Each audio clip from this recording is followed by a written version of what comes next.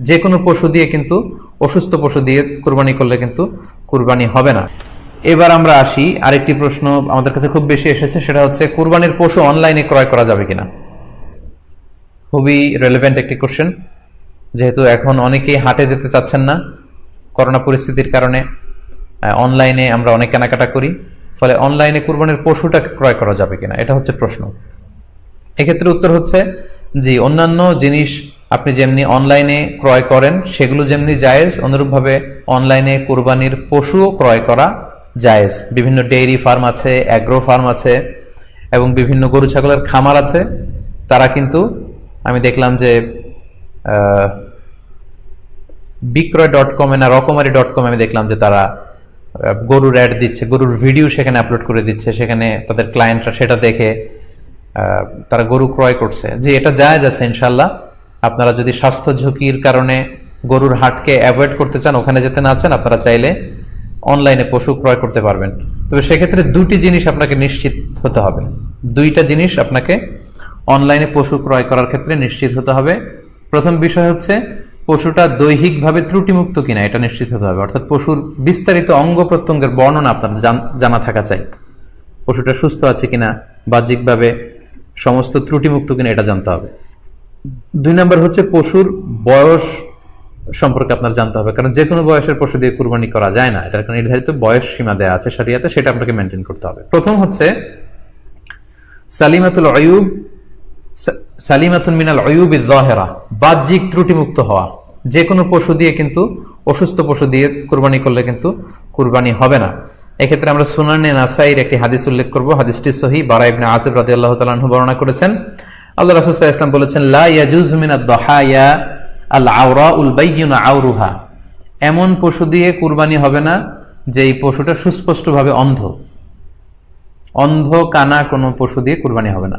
ওয়াল আরজাউল বাইয়িনু আরাজুহা, খোড়া, কুরবানি যেখানে করা হবে ওই জায়গা পর্যন্ত হেঁটে যেতে পারছে না, মাঠ থেকে বাড়িতে আনা যাচ্ছে না, এরকম খোড়া প্রাণী দিয়ে কুরবানি করা যাবে না।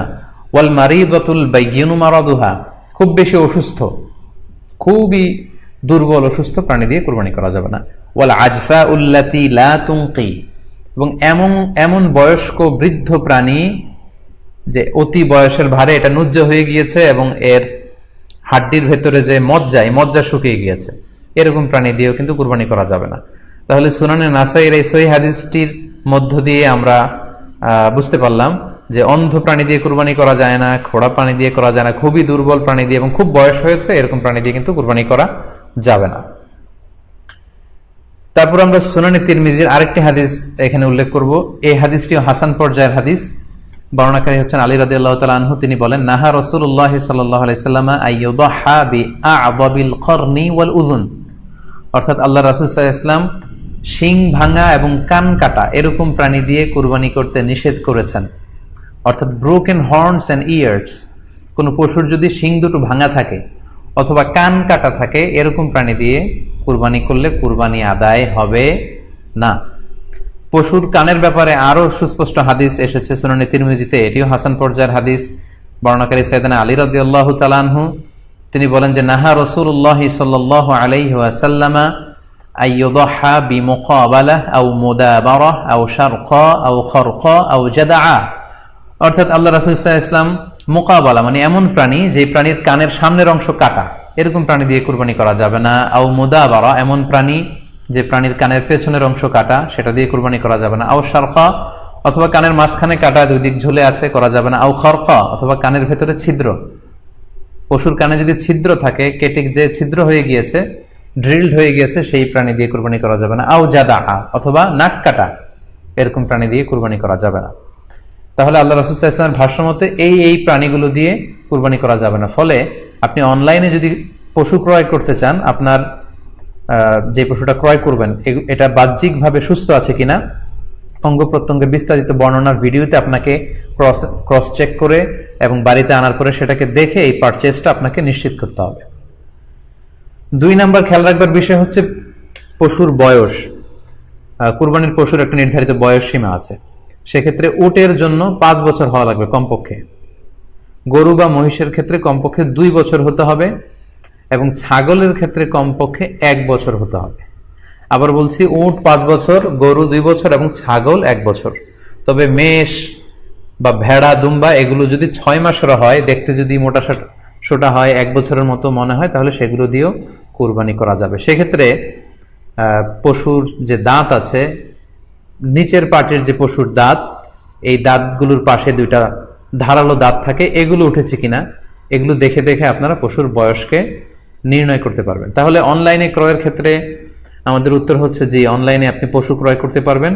সেক্ষেত্রে আপনাকে 2টি বিষয়ে খুব খেয়াল রাখতে হবে। এক হচ্ছে পশুর অঙ্গ প্রত্যঙ্গ ঠিক আছে কিনা, বাহ্যিকভাবে সব ধরনের ত্রুটিমুক্ত কিনা। 2 নম্বর হচ্ছে পশুর বয়স। এই 2টি জিনিস যদি আপনি এনশিওর করেন, আপনি অনলাইনে পশু ক্রয় করে সেটা দিয়ে কুরবানি করলে কুরবানি হয়ে যাবে ইনশাল্লাহ, কোনো সমস্যা নেই। আরো একটি প্রশ্ন আমাদের কাছে খুব বেশি এসেছে, সেটা হচ্ছে কুরবানি কি পুরো পরিবারের পক্ষ থেকে একজন দিতে হবে নাকি সামর্থ্যবান প্রত্যেকের দিতে হবে?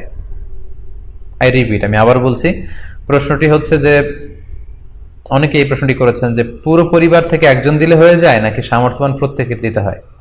সম্মানিত দিনী ভাই এবং বোনেরা, এটি একটি মতবিরোধপূর্ণ মাসআলা, অর্থাৎ এই মাসআলার ক্ষেত্রে স্কলারদের মধ্যে মতভেদ পাওয়া যায়। এক্ষেত্রে 2টি মতামত। একদল স্কলার বলেছেন যে এটা পরিবারের পক্ষ থেকে একজন দিলে আদায় হয়ে যাবে।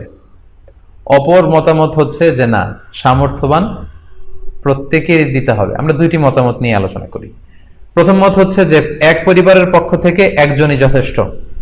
এই মতামতটিও দলিলের দিক থেকে বেশ শক্তিশালী। সেক্ষেত্রে আমরা মেহনাফ ইবনে সুলাইম রাদিয়াল্লাহু তাআলা আনহুর বর্ণিত একটি হাদিস সুনানে আবু দাউদে এসেছে। হাদিসটি হাসান পর্যায়ের হাদিস।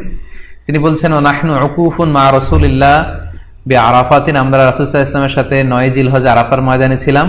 ক্বালা, তখন আল্লাহ রাসূল সাল্লাল্লাহু আলাইহি ওয়াসাল্লাম আমাদেরকে বলেছেন, ইয়া আইয়ুহান নাস, হে মানব সকল, ইন্না আলা কুল্লি আহলি বাইতিন ফি কুল্লি আমিন উদহিয়া, অর্থাৎ প্রত্যেকটি, আল্লাহ রাসূল সাল্লাল্লাহু আলাইহি ওয়াসাল্লাম বলেছেন, প্রত্যেকটি ফ্যামিলির জন্য প্রতি বছর একটি কুরবানি ওয়াজিব হয়।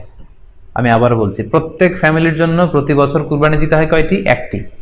তাহলে কুরবানি পরিবারের পক্ষ থেকে একটি দিলেই আদায় হয়ে যাবে। সুনানি তিরমিজির আরো একটি হাদিস আমরা এখানে উল্লেখ করতে পারি। এই হাদিসটিও সহিহ।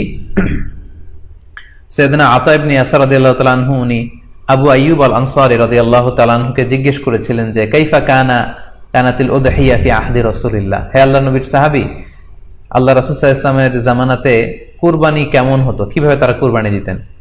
তো আবু আইয়ুব আল আনসারী রাদিয়াল্লাহু তাআলা আনহু বলেছেন, কানা রাজুলু ইউদাহি বিশাতি আনহু ওয়া আন আহলিহি, আল্লাহ রাসূল সাল্লাল্লাহু আলাইহি ওয়াসাল্লামের সময়কালে লোকজন একটি ছাগল কুরবানি দিত তার পক্ষ থেকে এবং তার ফ্যামিলির পক্ষ থেকে। আনহু ওয়া আন আহলিহি, তার নিজের পক্ষ থেকে এবং ফ্যামিলির পক্ষ থেকে। অর্থাৎ এই হাদিসগুলোর আলোকে বোঝা যায় যে পুরো পরিবারের পক্ষ থেকে একজন কুরবানি দিয়ে দিলেই আদায় হয়ে যাবে। স্বামীও চাকরি করেন, স্ত্রীও চাকরি করেন, স্বামীরও টাকা আছে, স্ত্রীর টাকা আছে, দুইজনের আলাদা করে দিতে হবে না। স্বামী যদি একটা ছাগল কুরবানি দিয়ে দেয়, তাহলে স্ত্রীর পক্ষ থেকে, পুরো ফ্যামিলির পক্ষ থেকে কুরবানি আদায় হয়ে যাবে। এই হাদিসগুলোর আলোকে বোঝা গেল। দ্বিতীয় আরেকটি মত আছে, সেই মতটি হচ্ছে প্রত্যেক সামর্থ্যবানের উপর ওয়াজিব। এটি ইমাম আবু হানিফার মত এবং আমাদের বাংলাদেশে এটিরই প্রচলন হয়ে এসেছে। আমরা এই মতামতটিকেই বেশি আমরা শুনে থাকি সব জায়গায়, যে যারাই সামর্থ্যবান প্রত্যেকের আলাদাভাবে দিতে হয়। স্বামী সামর্থ্যবান হলে স্বামীর দিতে হবে, স্ত্রী সামর্থ্যবান হলে স্ত্রীকে দিতে হবে, ছেলেরা হলে ছেলের দিতে হবে। এটা প্রত্যেকের আলাদাভাবে ইন্ডিভিজুয়ালি দিতে হয়। এবং সেক্ষেত্রে ওনারা দলিল দিচ্ছেন সুনান ইবনে মাজার একটি হাদিস, হাদিসটি সহিহ, যেখানে আল্লাহ রাসূল সাল্লাল্লাহু আলাইহি ওয়াসাল্লাম বলেছেন, মান কানা লাহু সাআহ, যার সামর্থ্য আছে কিন্তু ওয়ালাম ইউদাহি, সামর্থ্য থাকার পরেও সে কুরবানি দেয় না, ফালা ইয়াকরাবান্না মুসাল্লানা, সেজন্য ঈদুল আজহার দিন আমার ঈদগাহে না আসে নামাজ পড়তে।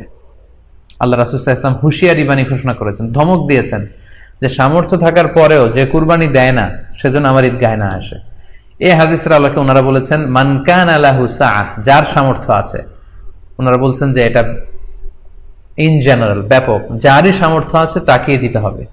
সো এখানে বাস্তবতা হচ্ছে দুই পক্ষেরই খুব ভ্যালিড দলিল আছে।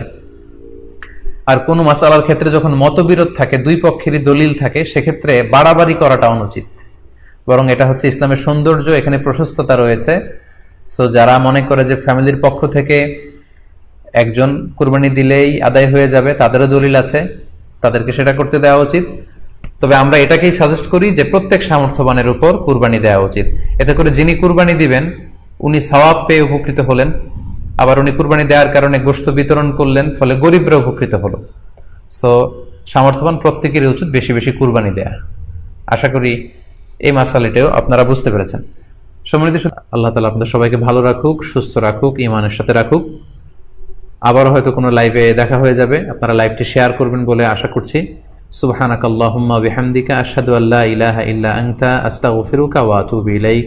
ওয়াসসালামু আলাইকুম ওয়া রাহমাতুল্লাহি ওয়া বারাকাতুহু।